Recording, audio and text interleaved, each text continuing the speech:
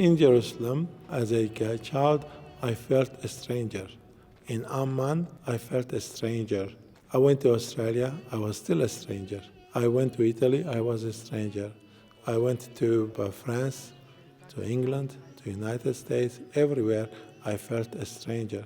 The first time I came to Armenia was in 1991, just at the time when Armenia was going to vote for independence. But as soon as I put my feet on the ground here, I felt I belonged here.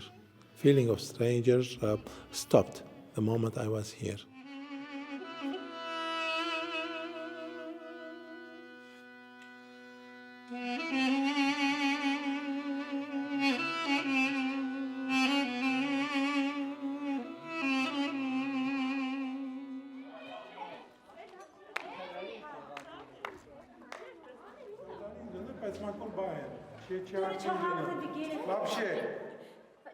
I was born in Jerusalem. My parents are Armenians. They are survivors of the genocide of 1915. They met each other in Jerusalem. When there was Israeli-Arab war, my parents went to Amman, Jordan. I grew up there, and at the age of 20, our family migrated to Australia.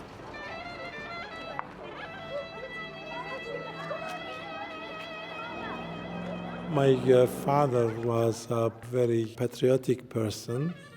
He really loved Armenia. Although I could not read Armenian at the beginning, he taught me the love of the Armenian language, the Armenian culture.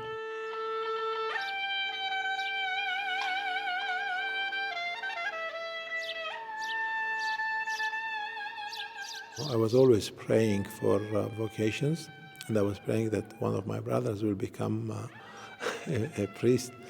And a voice said to me, if it is a good thing, why don't you try it? And if it is a bad thing, why do you want it for your brothers? So that's how it all started.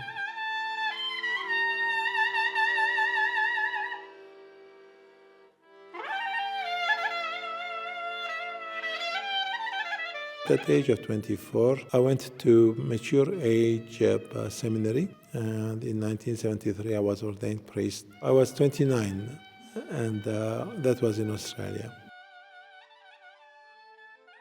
3 years later, I came to Rome. I became biritual, and I started studying the Armenian rite.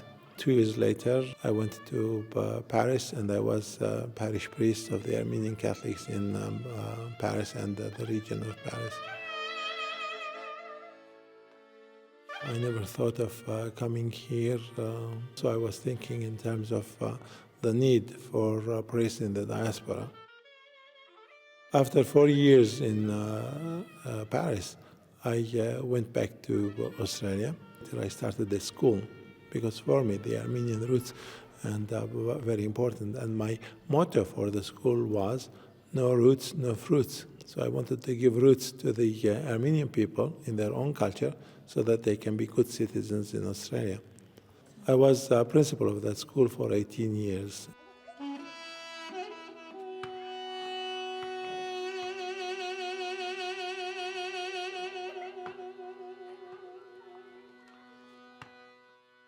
The most important feeling that I had when I came here, I belong to this country. I knew that I'll be able to help people here.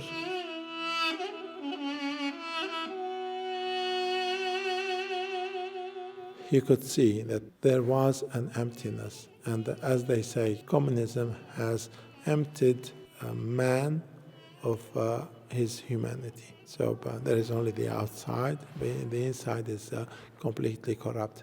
And that's what I could see. And the corruption was not at the top. Corruption was at the very bottom also, everywhere, in all the families. What really shocked most at the very beginning is the work of the mafia. Mafia was very, very strong. You had to pay for everything. For example, you are going on the road, the police will stop you and ask money for no reason at all, and force you to give that money. You want a driver license, You had to pay it. If you wanted to have a cellular phone, the official price was $25. When I came 7 years ago, I had to pay $300. Until now, there are a lot of monies that you pay, and you even get official receipts. It goes into pockets. When you go to the hospital, there is the official price, but the doctor asks for a much higher cost.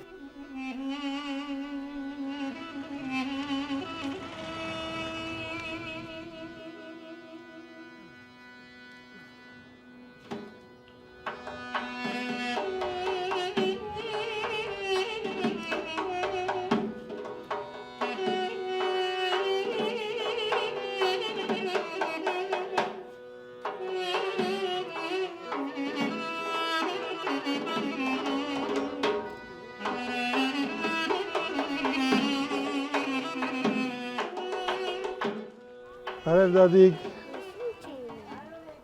Monses. Rafigure. Ertigele pane duye migne.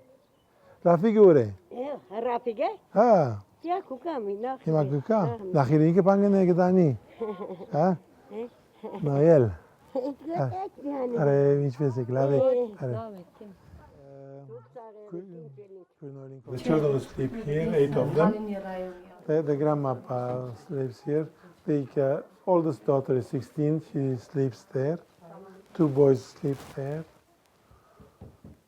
And 2 boys, 1 girl, the youngest girl, and the grandmother here. It is very hard situation. The husband is taking the cows for pasture for 5 months, and for 5 months he gets 3,000 tram for each cow, and he has 48 cows.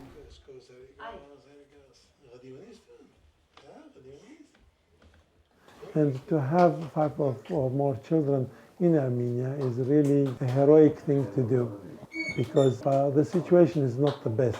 There is no help like other countries where they will help the families. In Armenia, charity does not exist. Loving your neighbor, loving those children who are destitute, who have so many needs. Because so many of the older ones, they haven't received that love. How can they give something that they haven't received?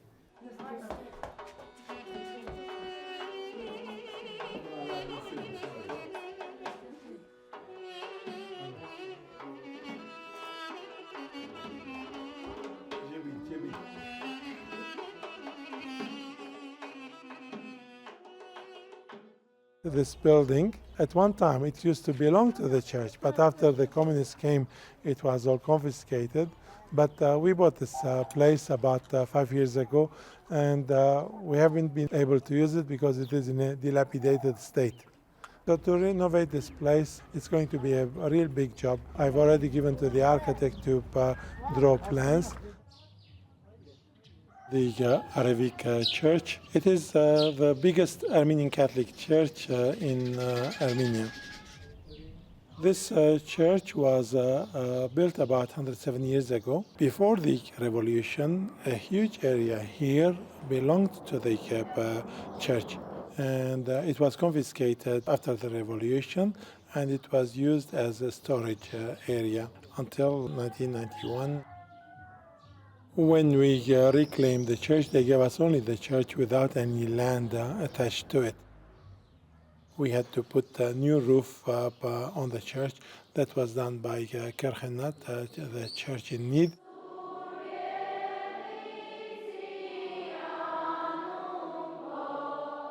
The important thing is not that I do things, but that the work be done, somebody to do it. I have ideas. And because I have grown overseas and in the West, I have seen all the Western ways of doing things. I can do a lot of things here. I can show young people and I can move people to do more and more.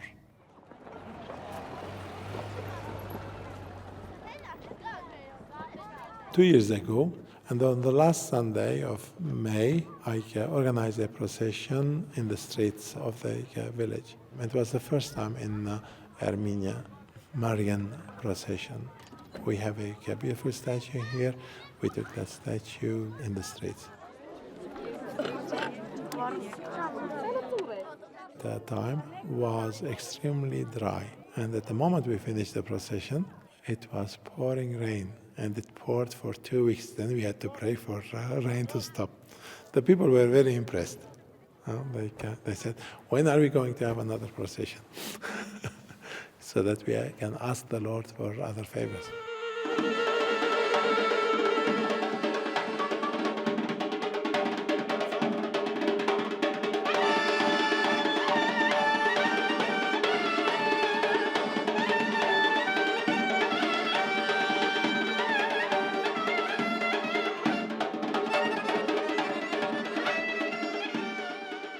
Communism emptied man of humanity, and the faith is the same thing. It is completely emptied. So there is only the outside thing. Faith for them is only to believe in this God, in this power that exists, but it doesn't require anything from them. For example, the amount of money that is spent on burning candles, it's really shocking for me. On a Sunday, as 4 times more people came on that Sunday, some of them before Mass, some of them after Mass, and they just burned candles. And even during Mass, they burned candles, they said a prayer, and they went. Mass doesn't mean anything to them.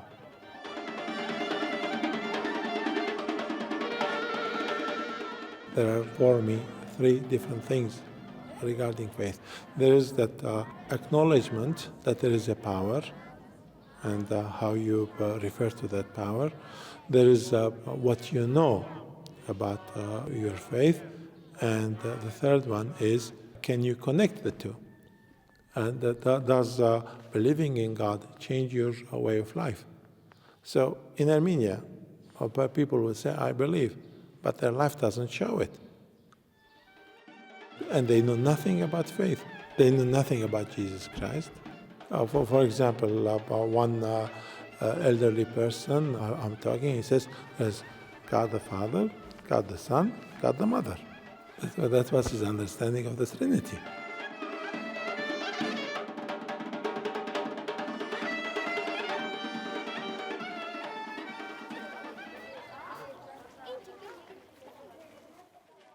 As parish priest of Panic, my first concern was the youth, school children. That's where you start. And given the fact that I was 18 years principal of a school in Australia, the school that I founded, the first place I visited was the school.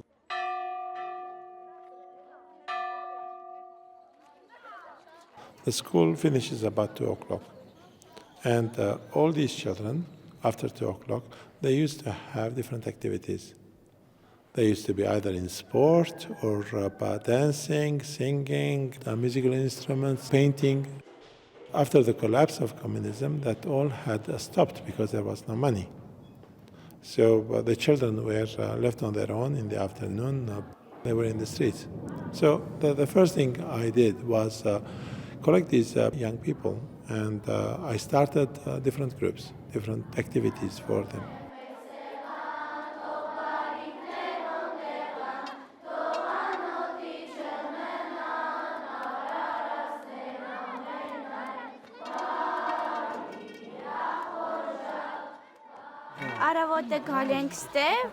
When we come here in the morning, we pray, then we attend Mass, then we come back here for something to eat. After which, each one of us goes to his apprenticeship workshop. I like it here because everybody feels well here.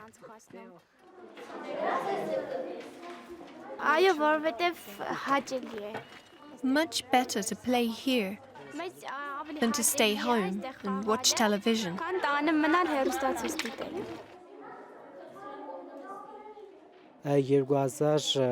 Father Anton Totonjian, our parish priest, came to Panic in 2002. He brought about a great spiritual awakening among the people of the countryside. It's as if the people here were born anew, everything, from organizing activities for the young, through Sunday pursuits, catechesis, and the Armenian Catholic Association. It's all his doing. It's all thanks to Father Anton Totonjian's efforts.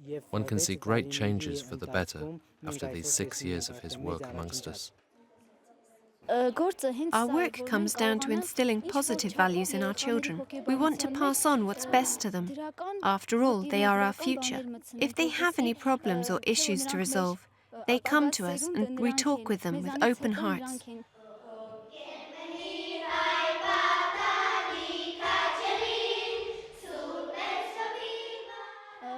We consult with our priest. We try to be friendly in our approach, to help them as best we can.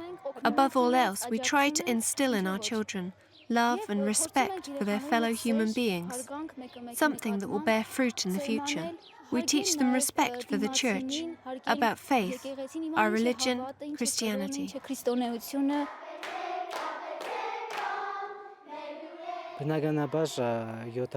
People lived here for 70 years under a communist regime. It isn't easy for them to convert quickly. Young people come to church because the whole program is addressed to them. What we witness today, people returning to the faith, applies above all to young people. Very few old people come. They received a Soviet upbringing throughout their youth. So these people must have time before they will return to the faith. I am convinced that the young people of today, when they themselves become parents, will most certainly bring up their children differently, in truth and in the faith.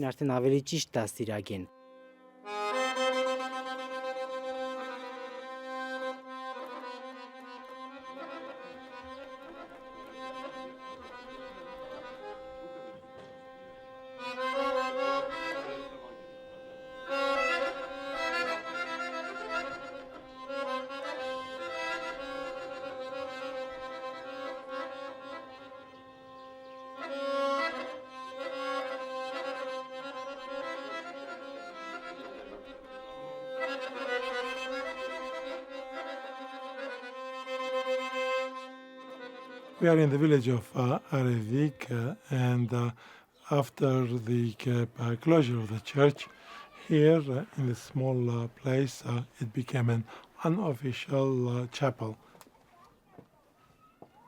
For sure, it was not allowed, but it was not too much frowned upon either. So people used to come, and inside they will burn candles and say prayers, either individually as a group.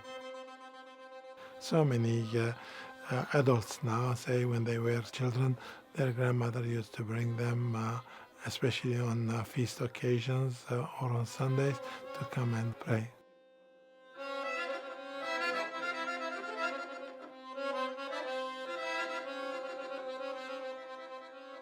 It's early afternoon, and inside we can see candles burning, which means that a couple of hours ago, half an hour ago, somebody was here praying.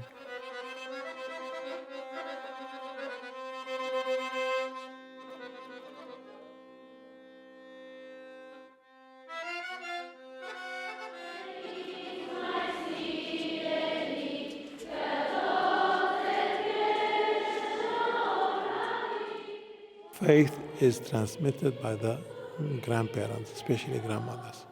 So in families where there were good grandmothers, they transmitted, not knowing the families. When children will come to confession, I could place them in the families because some of these children, they had very sensitive consciences. But others, no way. Even grown-ups, no sensitivity. Women are supposed to be faithful, but for men, adultery is not a sin. It's a normal thing. That's the mentality, and it has nothing to do with their faith. But they don't want to steal from each other. Or when they steal from the neighbor, they know that's wrong. But if they stole from the government or from the church, they can afford it. What's wrong?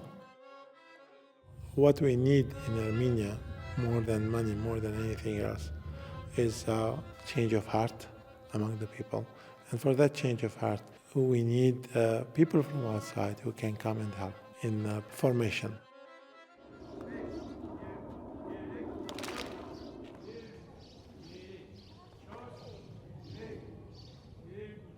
A priest friend in Lebanon started something about 30 years ago, an association of Armenian Catholic. They have very strict rules, like scout movement, but more in a military way, and even the groups that they have military terminologies, and the discipline is very strong.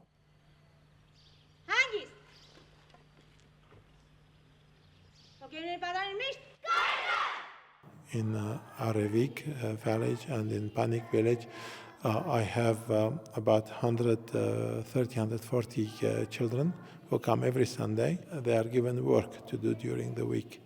There is a sense of belonging. The persons in charge, they are meeting during the week to organize what to do the next Sunday.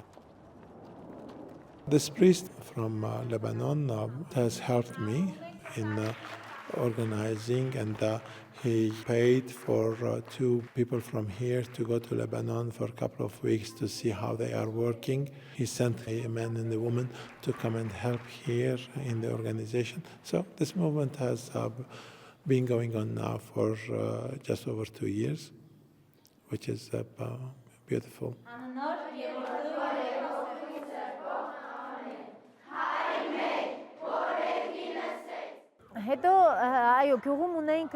Every village used to have a so-called art centre, where young people in fact gathered.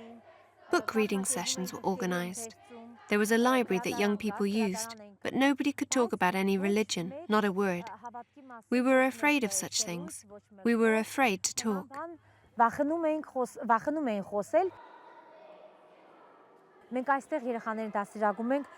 We bring up our children here in a spirit of allegiance to our faith, our country, and our community.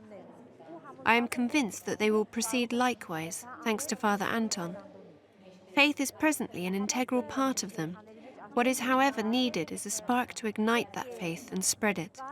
And that is where we come in, to ensure that it happens.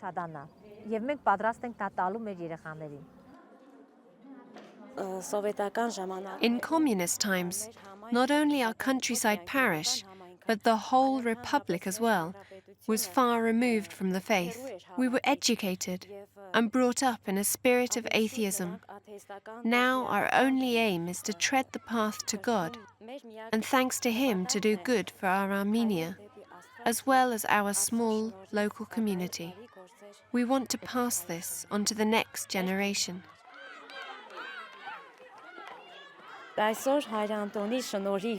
Today, thanks to Father Anton, and of course thanks to these shows and prayers, the activities we run in Hog Yemen, our scout group, thanks to all that, I believe in God, and whenever I endeavour to attempt something, I do it uniquely in unison with God, with His permission, and according to His will.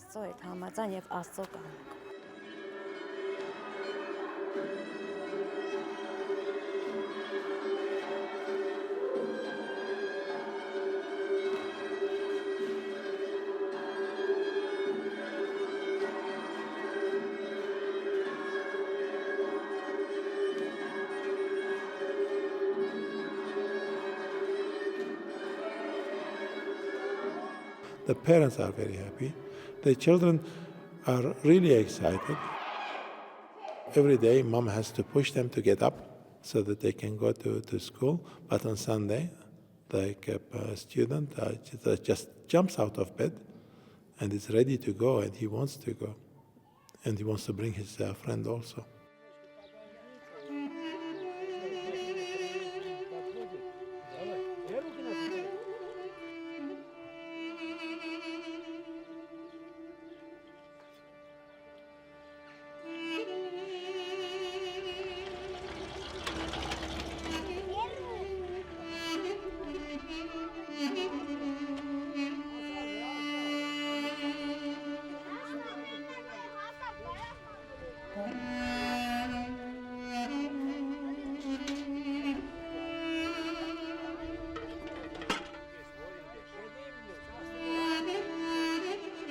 gradually a change of heart is taking place. And in Panic now, for example, after only 6 years, I have a church council who is willing to work with me so that they can raise money from the community to do work.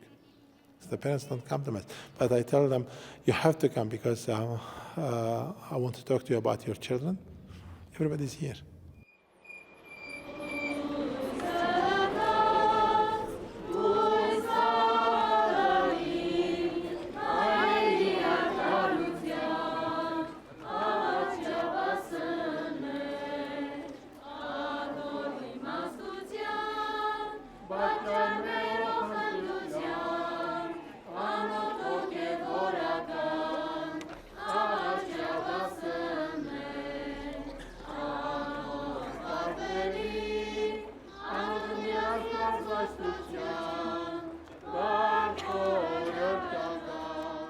My dream has always been the same since I became a priest. And the reason why I became a priest, my dream is to let everybody know how much Christ loves them.